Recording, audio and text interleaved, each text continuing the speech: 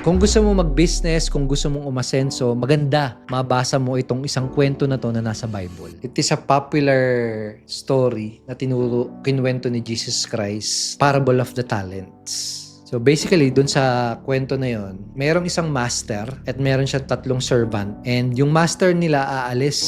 Bago umalis yung master nila, nag-iwan siya ng pera dun sa 3 servant. No, sabi niya, palagawin nila yung pera. Now, talents, pwede siyang i-apply sa money, pwede rin sa skill or talento ng isang tao. No? So, anong nangyari doon, pagbalik ng master, yung isa, ginawa niya, napalago niya ng sobra-sobra yung iniwan sa kanyang pera nung kanyang amo. Yung pangalawa naman, napalago niya, sakto lang pero napalago niya pa rin. Pero yung isa, nagpadala sa takot. So sobrang takot niya na baka ma-disappoint niya yung master niya, baka mawala yung ibinilin sa kanyang pera. Ang ginawa niya, nagukay siya sa lupa tapos binaon niya dun yung pera. No? Tinago niya kasi natakot siya. Ang naging reaction ng master, nagalit. Nagalit siya dun sa tauhan niya na nagpadala sa takot. Actually, ang ginawa niya, pinalayas niya. No? So, bakit kinuwento yun sa Bible? Gusto ni Lord, kahit anong regalo or gift na binigay niya sa atin, material man, no, talento man yan, gusto niya na maging fruitful at pagyamanin natin yun.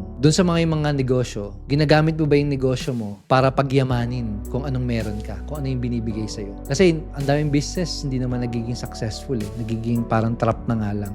So, dapat maganda magnegosyo, pero as a business owner, yun yung question na magandang maitanong natin sa sarili natin. Yung negosyo ba natin, ginagamit natin para pagyamanin yung binibigay sa atin na blessing ng Panginoon, no? And also, ginagamit din ba natin siya para pagyamanin din yung mga taong nakapaligid dun sa business natin? Unang-una, huwag tayo magpapadala sa takot. Ang daming tinuro sa Bible na huwag kang matakot, huwag kang matakot. I will not abandon you or forsake you. So, number 1, huwag tayo magpapadaig sa takot natin. Kailangan yung faith natin is mangibabaw kumpara dun sa mga fears na meron tayo. Number 2, kailangan kung may talento ka, kung may gift ka, kailangan gamitin mo yun. Hindi yan binigay ng Diyos sa'yo para itago mo lang.